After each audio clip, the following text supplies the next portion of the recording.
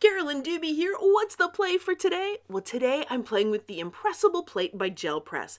Now, this is an embossed gel plate, and that means it's got a raised pattern in it. This one is called Repeat Circles, and it was designed by Genstar Studios for Gel Press. And I love playing with this because it's got all the joy and the fun of playing with a gel press plate, and it's got a pattern on top of it. So now what I'm going to start with is getting a palette ready. I'm using an 8x10 gel press plate, and I've just pulled out the rainbow to see what kind of calls to me. And I'm just going to put some of the color on the plate. Now I've opened up all sorts of colors here of the Dylusions paints, but just because I've opened the paint doesn't mean that I am contractually obligated to use every color.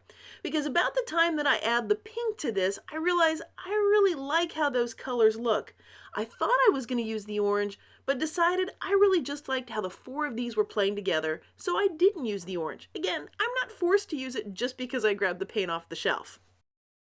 Well, now I'm going to brayer the colors nice and flat, smooth them all around, but I put a lot of paint on here. So that means I'm going to clean my brayer off in between each color, and it's going to actually have a lot of paint on that cleanup page. And I'm actually going to get an entire piece of colored pattern paper just from cleaning off the brayer after just a couple of colors. That's one of the benefits of having a really juicy gel press plate. Now, I've got so much paint still on here, I'm going to grab another piece of cleanup paper. That way my brayer is fairly cleaned off when I move on to the next color. Now, my goal here is to just get this entire 8x10 gel press plate covered in paint and color. I want lots of color on this, so that's what I'm going to make happen. Now, you'll also notice I'm getting lots of paint over on my cleanup sheet, so that's one of those just side benefits, those bonuses of doing this. And it also means that every speck of paint gets used up to create something colorful and fun. Well, now let's talk about that impressible plate. I'm about to do something that I don't do very often. I'm going to be precise. So I am taking this pattern size down and I am just gently placing it on top of the painty plate.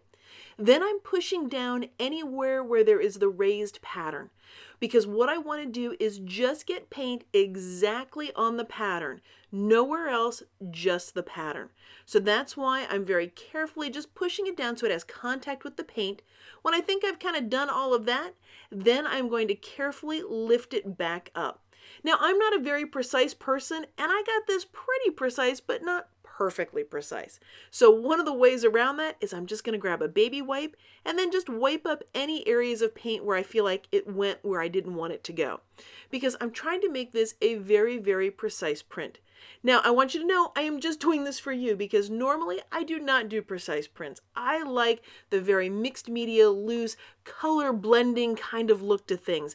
But I'm going to show you one of the ways here that you can get a very crisp and clean impression of the fun patterns that are on the impressables. So now to get the pattern with this, I'm simply going to put a piece of paper on top of it, gently resting it on there, and with very, very light pressure, just making sure that the paper has contact with the pattern that's on the impressible. So again, very, very light hand with this, and then I'm going to lift it up, and what you'll get is a very crisp pattern. Now there's lots of paint left on that 8x10 gel press plate, and we're going to keep using that.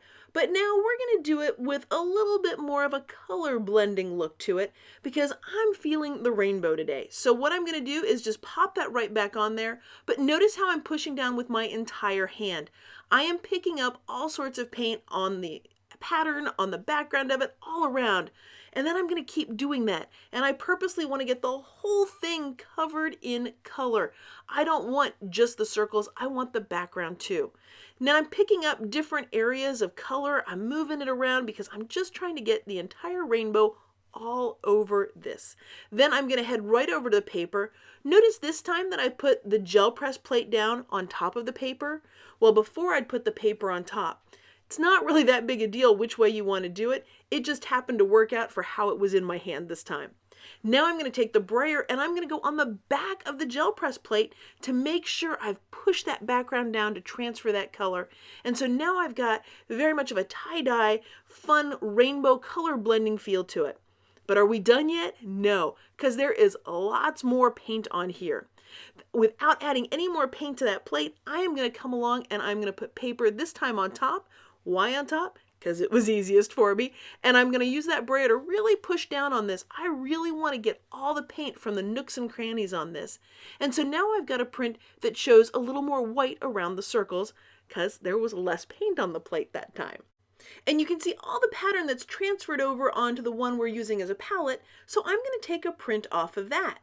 Now there is still more paint, so that means it's time to make some more prints. And I am pushing down with a fair amount of pressure just because I want to transfer lots of the paint to the entire Impressable. So not just the circles, the raised part, but also the background. Now if I wanted to just do it on the circles, could I absolutely push down lightly? Yes, but I really like having the whole thing loaded with color. Now, as long as I've got wet paint, I'm going to keep making prints here. As I take this one, what it's going to look like is a lot of the paint has been pulled off of the plate, and that's true. But there's still plenty of wonderful left on there. Now I'm going to use this as a cleanup. I'm taking a scrap that had some random bit of brayering on it, and you can see how that paper is so much more interesting now. And I'm going to do the same thing by cleaning off the Impressable plate, doing the same thing, just getting all the little random bits of color and pattern on there to create an interesting paper. Now, what if you want to clean off the Impressable plate? You can take a baby wipe and just wipe around it, spritz it with some water, paper towel, that kind of thing. But me, I don't clean it very often. So here's a look at the prints that were made in this video.